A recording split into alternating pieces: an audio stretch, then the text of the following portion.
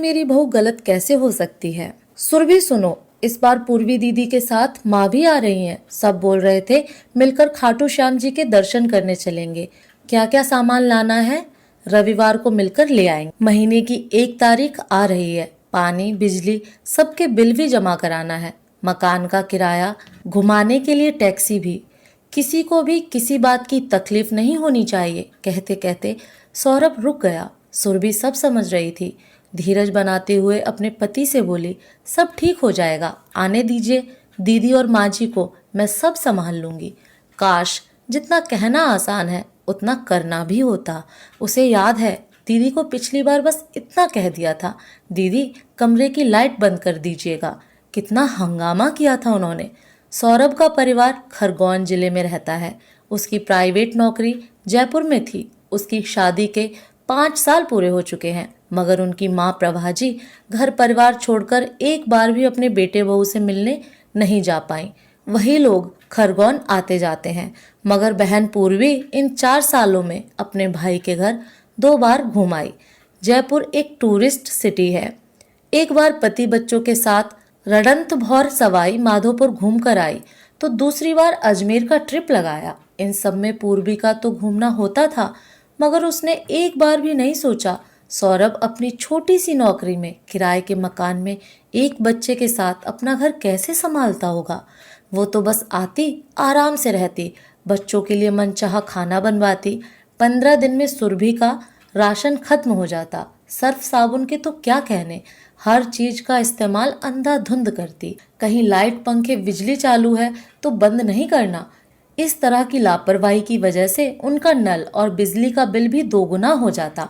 मगर सुरभि और सौरभ हर बार यह सोचकर रह जाते, साल 2 साल में तो आती है, जैसे तैसे हम घर और रसोई का बजट संभाल ही लेते हैं। फिर भले ही अगले 2 महीने तक उन्हें अपने आप को संभालने में महीने लग जाए, मगर मुंह से चू नहीं करते थे। उस पर भी पूर्वी अपनी माँ को 1000 बातें नमक मिर्च लगाकर बोलती।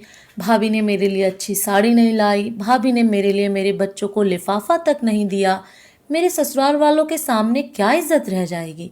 भाभी ने मेरे बच्चों के लिए मनपसंद खाना बनाने के लिए मना कर दिया। इतनी कंजूसी, बाजार का कुछ लाने नहीं देती।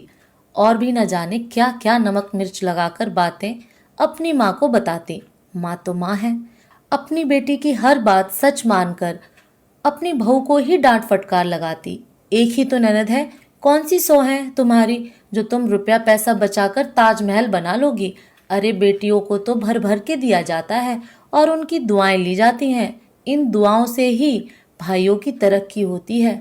तुम्हारी माँ ने तुमको नहीं सिखाया, या तुम्हारी भाभी भी तुम्हारे संग यही करती है, इसलिए तुम मेरी बेटी के संग ऐसा बुरा व्यवहार करती हो। सुरभि हर बात सुनकर चुप रह जाती, क्योंकि सच्चाई बताने बैठती तब भी सास को कोई फर्क नहीं पड़ने वाला था, क्योंकि बेटी के आगे बहू की हर बात बेकार ही होती है।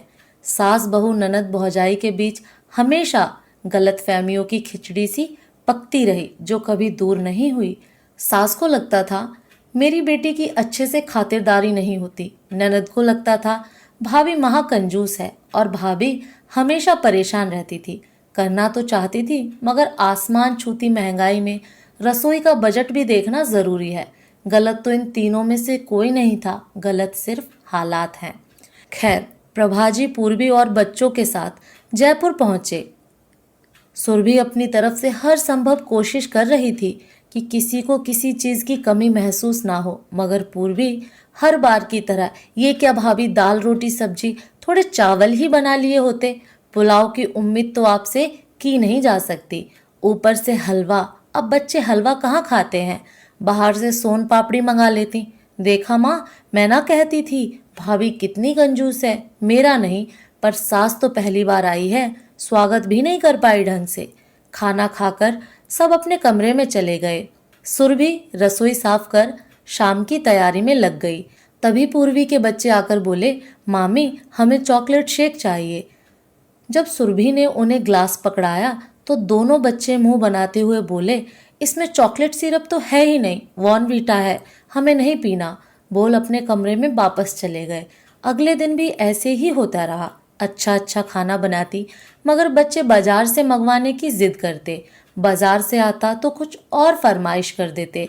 सुबह ही समोसा कचौरी जलेबी सौरभ नाश्ते में रखकर गया। दोपहर के खाने के समय पूर्वी बोली, भाभी छोले पूड़ी इतना तेल कौन खाता है, आप मेरे लिए रोटी सेक लाइए। पूर्वी उठने लगी, तभी सास प्रभा जी जोर से चिल्लाई, ठहरो बहू, चुपचाप अपना खाना खत्म करो और इस टेबल पर अब मुझे एक शब्द भी नहीं सुनना। जो बना है वही खाया जाएगा। प्रभा जी की तेज आवाज सुन सभी चुपचाप अपना खाना खाकर कमरे में जाने लगे।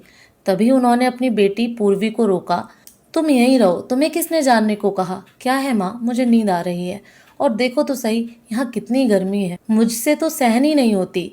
सब ठीक है बेटा, लेकिन मुझे ये बता, तू भी तो मध्यम वर्गीय परिवार में पली बड़ी है। हाँ, यह बात अलग है, तू अब हमसे हैसियत में ऊंचे खानदान में चली गई है, मगर इसका मतलब यह नहीं होता कि तू हमें या अपनी भाभी को नीचा दिखाएगी। मैं जब से आई हूँ देख रही हूँ तेरी भाभी लिहाज में चुप तेरी मनमानी सहन किए जा रही है, जो कि पूरी तरह गलत है। अगर इससे पहले भी तूने यही सब किया है तो मैं आज अपनी बहू से माफ़ी मांगती हूँ कि मैंने उसे हर बार बिना सोचे समझे कितना कुछ सुनाया, जबकि वह तो कुछ कर ही नहीं रही थी और तो और कुछ बोल भी नहीं पा रही थी। यह इसके संस्कार है जो यह चुपचाप इतना कुछ सहन कर गई। इसकी जगह मैं होती तो चार सुनाती अपनी ननद को और कभी घर में घुसने ना देती। माँ ये क्या कह रही हैं? बहू के पीछे अपनी बेटी को कितना सुना रही हैं। आप ही देखिए, क्या दाल चावल बनाकर पटक देती है, बच्चों की एक फरमाइश पूरी नहीं कर पाती।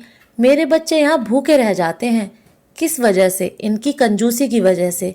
यह तो चाहती है कि मैं यहाँ कभी ना आऊँ, तो मेरे साथ ऐसा व्यवहार करती है। आपको तो सब कुछ साफ दिखाई दे रहा है, फिर भी आप मुझ पर इल्ज़ाम लगा रही हैं। पूर्वी, आखिर मेरी बहू गलत कैसे है? रसोई गैस को देखो, या घी तेल दाल चावल या शक्कर गेहूं, सभी कुछ आसमान छू रहा है और तुम हो कि जो खाना बना होता है उसके बावजूद भी कुछ और बनवाने की बात करती हो। बच्चे भी खाने पीने की चीज़ों का कितना नुकसान करते हैं।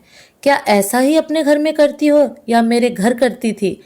हम लोगों ने शुरू से ही किफ़ायत पर चले हैं, मगर तुम और तो और भाई ने एसी वाला कमरा तुम्हें दिया है, मगर तुम्हें कद्र नहीं। मैंने देखा तुम रात दिन कमरे का एसी ऑन रखती हो, तुम्हारे बाथरूम में गीजर नल चालू छूटे रहते हैं, बाल्टी में पानी फैलता रहता है, साबुन शैम्पू की बोतल लुढ़की पड़ी है। क्या तुम ऐसे ही अपनी ससुराल में रहती हो? नहीं ना, फिर तुम अपने भाई के घर में आकर इतना बेगारा क्यों कर रही हो?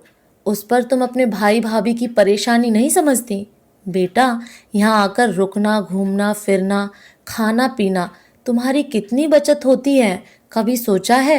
यही तुम होटल में रहकर खर्चा करोगे तो हिसाब लगाओ तुम्हारी कितनी जेब ढीली होगी।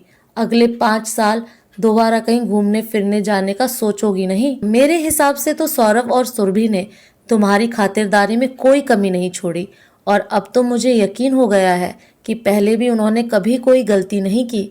तुम ही हो जो अपनी पैसों की ठसक में अपनी भाभी को नीचा दिखाने में लगी हो। अगर ऐसा है तो बेटा अगली बार से तुम मायके ही आया करो, अपने भाई के घर मत आना।